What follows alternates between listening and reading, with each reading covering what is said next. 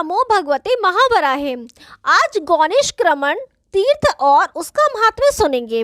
धरती ने कहा, भगवान आपकी कृपा से मैंने रुरु क्षेत्र ऋषिकेश की महिमा का वर्णन सुना। देवेश, आप जो अन्य पावन क्षेत्र है उन्हें बताने की कृपा कीजिए।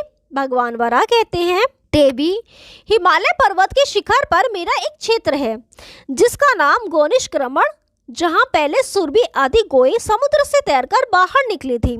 बहुत पहले और्व नाम से प्रसिद्ध एक प्रजापति थे जिन्होंने यहाँ दीर्घकाल तक निष्काम भाव से तपस्या की थी।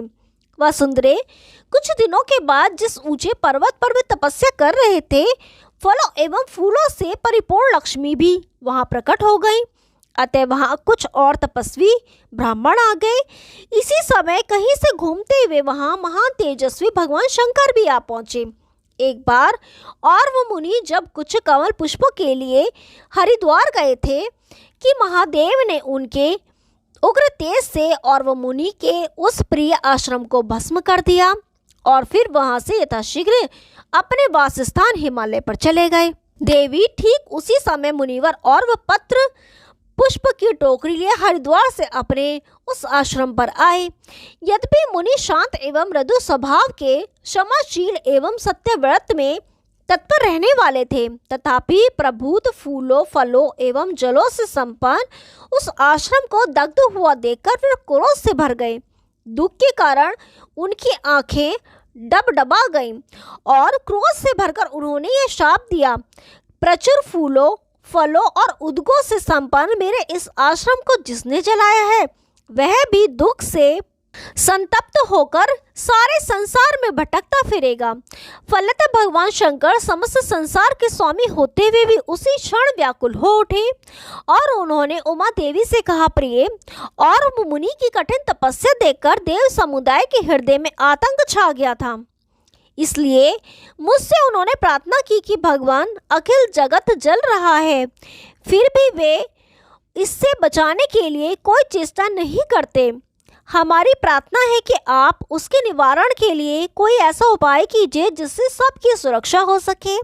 जब देवताओं ने मुझसे इस प्रकार कहा, तब मैंने और्व के आश्रम पर तृतीय नेत्र की दृष्टि डाल दी। अतः उनका वह आश्रम भस्म हो गया। हम लोग तो वहां से बाहर निकल गए, किंतु आश्रम के जलने से और्व को महान दुख तथा संताप हुआ। शिवे, वे क्रोध से भर उठे हैं और अब उनके रोषयुक्त शाप से हमारे मन में भी बड़ी व्यथा हो रही है। वसुंधरे, फिर महाभाग शंभु ने अशांत होकर इधर उधर भ्रमण करना आरंभ किया, किंतु किसी क्षण वे शांत न रह सके।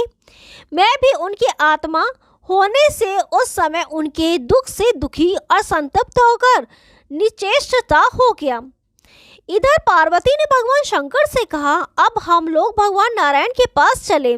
संभव है उनकी वाणी और परामर्श से हमें शांति मिल जाए, अथवा भगवान नारायण को साथ ले। फिर हम सभी और्व के पास चले और उनसे प्रार्थना करें कि आपने जो शाप दिया है उसे वापस कर लें, क्योंकि इससे हम सभी चल रहे हैं। देवी, फिर उस समय इस प्रकार के सभी प्रयत्न किए गए, किंतु और्व ने उत्तर दिया, मेरी बात कभी भी मिथ्या नहीं हो सकती। हाँ, मैं एक उपाय बतला सकता हूँ। सुरभि गायों को लेकर आप लोग वहाँ जाएं और ये गोएं अपने दूध से रुद्र को स्नान कराएं, तो निश्चय ही इस श्राप से आप सब छूट जाएंगे, इसमें संदेह नहीं। कल्याणी, उस अवसर पर मैंने महान शक्तिशालिनी 77 सुरभि गायों को स्वर्ग से नीचे उतारा और उनके दूध से सिक्त हो जाने पर रुद्र एवं अन्य सबों की जलन भी सदा के लिए शांत हो गई। तब से उस स्थान का नाम गौनिश क्रमण तीर्थ हो गया। जो मनुष्य वहाँ एक रात भी निवास एवं स्नान करता है, वह गोलोक में जाकर आनंद का उपभोग करता है। उत्तम धर्म के आचरण करने के पश्चात यदि उसकी वहाँ मृत्यु होती है, तो वह शंख, चक्र एवं गदा से संपन्न होकर मेरे लोक में प्रतिष्ठा पाता है। यहाँ गौओं के मुख से निकला हुआ एक अत्यंत श्रुति सुखद शब्द सुनाई पड़ता है। एक बार ज्येष्ठ मास के शुक्ल पक्ष की द्वादशी तिथि को मैंने स्वयं ऐसा सुसंस्कृत शब्द सुना था, अतः इसमें कोई संदेह नहीं करना चाहिए। ऐसा ही गोस्थलक नाम का एक पवित्र क्षेत्र है। वहाँ मुझ में श्रद्धा रखने वाले पवित्रात्मा पुरुष को शुभ कर्म करने चाहिए। उसके प्रभाव से वह पापों से यथाशीघ्र छूट जाता है। महाभागे, जिस समय शंकर को और मुनि का शाप लगा था और वे उससे जल रहे थे, तब वे मरुदग्रह के साथ वहां गए और शाप से उनकी मुक्ति हो गई। इसी से इस क्षेत्र की ऐसी महिमा है। यह गोस्थलक नाम वाला क्षेत्र परम श्रेष्ठ एवं सब प्रकार से शांति प्रदान करने वाला है। महाभागे, यह प्रसंग संपूर्ण मंगलों को प्रदान करने वाला और मेरे मार्ग का अनुसरण करने वाले भक्तों में श्रद्धा की वृद्धि करने वाला है। यह श्रेष्ठों में परम श्रेष्ठ, मंगलों में परम मंगल, लाभों में परम लाभ और धर्मों में उत्तम धर्म है। यशस्विनी, मेरे निर्दिष्ट पथ के पथिक पुरुष इसका पाठ करने के प्रभाव से तेज, शोभा, लक्ष्मी तथा सब मनोरथों को प्राप्त कर लेते हैं। मनस्विनी, इसके पाठक इस अध्याय में जितने अक्षर हैं उतने वर्षों तक मेरे धाम में सुशोभित होते हैं।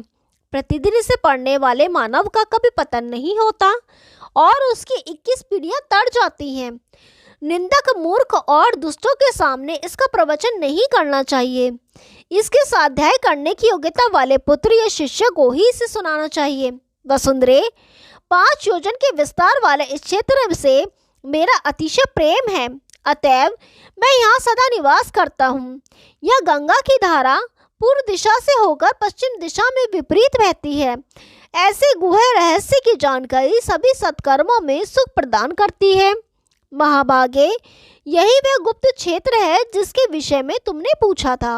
ओम नमो भगवते महावराहे।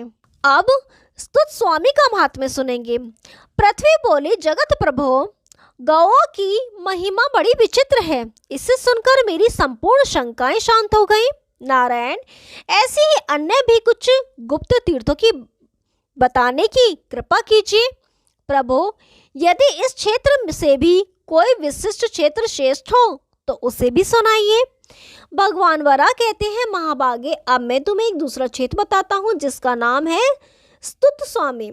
सुंदरी, द्वापर युग आने पर मैं वहाँ निवास करूँगा।